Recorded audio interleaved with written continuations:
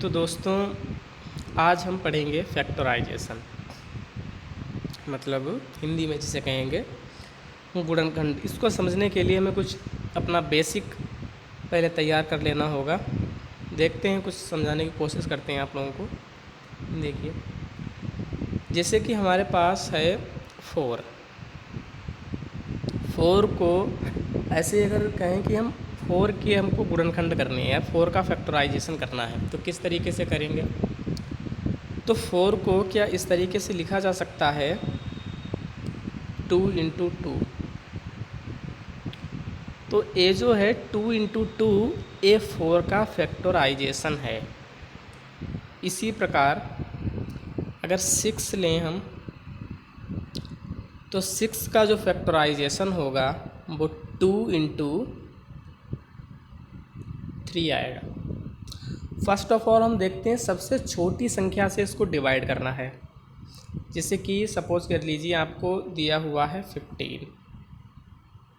15 दिया हुआ है। अब आप इसको कैसे फैक्टराइज करोगे? तो सिंपल सा है, दिख रहा है 3 इंटू 5। बट आप इसको करोगे कैसे? तो आप ये देख सकते हो, सबसे पहले इसकी छोटी संख्या कौन सी है? क्या है 2 से डिवाइड हो रहा है? 2 से डिवाइड नहीं हो रहा है। क्या 3 से डिवाइड हो रहा है? 3 से हो रहा है। तो 3 से डिवाइड हो रहा है 3, 5 टाइम्स 15 हो जाता है। ठीक है, क्योंकि इनकी मल्टीप्लाई करने पर ये आना चाहिए। इनकी मल्टीप्लाई करने पर हमको ये मिलना चाहिए। 3 इंटू 5 15। अब है 5 किससे डिवाइड हो सकता है? 1 को यहाँ पे इंक्लूड नहीं करना है, 1 को छोड़ करके बाकी सभी को इंक्लूड कर सकते हैं। ठीक है, 5 तो वैसे 1 से भी हर संख्या जो है वो 1 से डिवाइड हो सकती है। तो यहाँ पर 5 जो है 5 से ही डिवाइड होगा। तो 5 टाइम्स 1, 5 इंटू 1, यानी कि 1 टाइम्स 5 करेंगे तो यहाँ पर 5 आ जाएगा।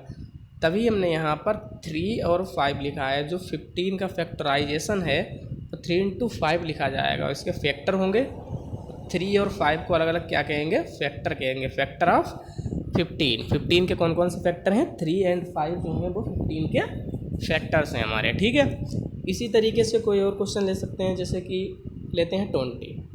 अब 20 के फैक्टराइजेशन कैसे करेंगे? तो देखिए, 20 में पहले 2 से डिवाइड हो रहा है, सबसे छोटी संख्या है 2 से डिवाइड हो रहा है। तो यहाँ पर 2 इंटू 10 क्या हो जाएगा? 20। फिर 2 से डिवाइड हो रहा है, 2 इंटू 5 10। फिर अब ये 5 से डिवाइड हो रहा है सिर्फ और सिर्फ, तो 5 इंटू 1। तो इसका जो 20 का फैक्टराइजेशन होगा वो इस तरीके से लिखा जाएगा, 2 इंटू 5। ठीक है, तो इस तरीके से हम लिख सकते हैं इनको फैक्टर के फॉर्म्स में। ऐसे ही आप और भी क्वेश्चंस की प्रैक्टिस कर सकते हैं। जैसे कि हम बात करें 25 की, तो 25 कैसे लिखा जाएगा? 25 सिर्फ और सिर्फ 5 से डिवाइड हो रहा है। तो 5 टाइम्स 5 एंड 5 टाइम्स 1 जो है 25 का क्या हो जाएगा? 5 इंटू 5। इसका फैक्टराइजेशन हो जाएगा यहाँ पर, और जहाँ पर 5 और 5 जो है इसके फैक्टर्स हो जाएंगे। ठीक है, और इसको कहेंगे फैक्टराइजेशन हो गया इसका, मतलब इसके फैक्टर्स हमने कर लिए। फैक्टर्स मतलब इसके खंडों में इसको विभाजित करना होता है, वही फैक्टराइजेशन कहलाता है। और कुछ और क्या बताएं आप लोगों को? और भी ऐसे आप क्वेश्चन प्रैक्टिस कर सकते हो। और नेक्स्ट वीडियो में हम कुछ जो भी आपका मेन सिलेबस में फैक्टराइजेशन है वो स्टार्ट करेंगे। ये बेसिक के लिए हमने आप लोगों को बता दिया है तब तक के लिए।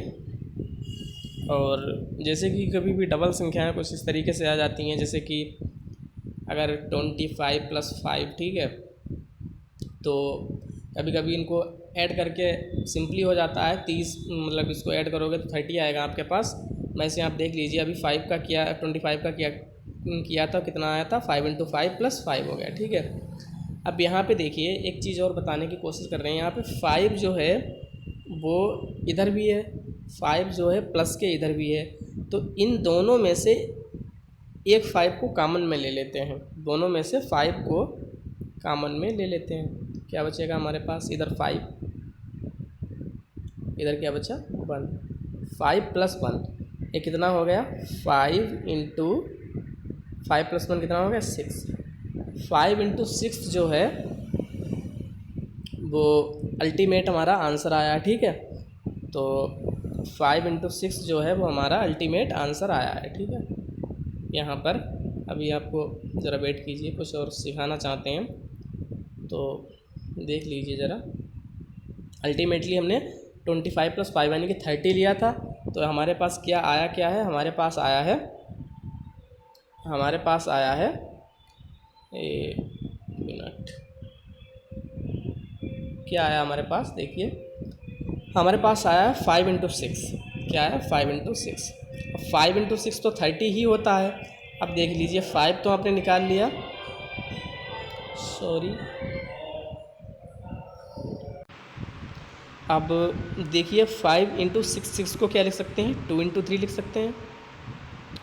तो ये इसका टोटल जो है वो फैक्टराइजेशन हो गया, ठीक है। इसका 5 × 2 × 3 इसका टोटल फैक्टराइजेशन हो गया। अब वैसे भी आप अगर 30 को करोगे तो क्या आएगा, आइए देखते हैं। 30 का आप करोगे तो क्या आएगा, 2 से डिवाइड हो रहा है, 3 से डिवाइड हो रहा है, 5 से डिवाइड हो रहा है, क्या आ रहा है आपका अल्टीमेटली 2 × 3 × 5 आ रहा है भाई आंसर। वो डिपेंड नहीं करता है कि आप किस ऑर्डर में लिख लो, पहले 3 को लिख रहे हो 2 को, वो तो डिवाइड होकर के भाई अल्टीमेट आंसर आएगा आपका 30 ही। तो 2 × 3 × 5, तो ये आपका आंसर आया। इस तरीके से कॉमन किस तरीके से लिया जाता है, इस क्वेश्चन में हमने ये आपको बताने की कोशिश की है, ठीक है।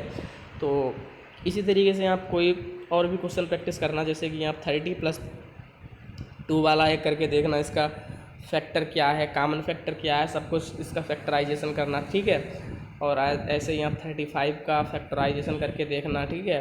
और कमेंट भी आप कर सकते हो अगर चाहो तो।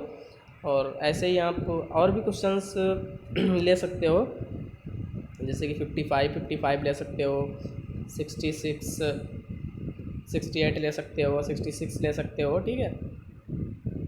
ऐसे आप क्वेश्चन प्रैक्टिस कर देना, हो सके तो कमेंट करके बता देना। और तब तक के लिए धन्यवाद, मिलते हैं अगले वीडियो में। Thank you.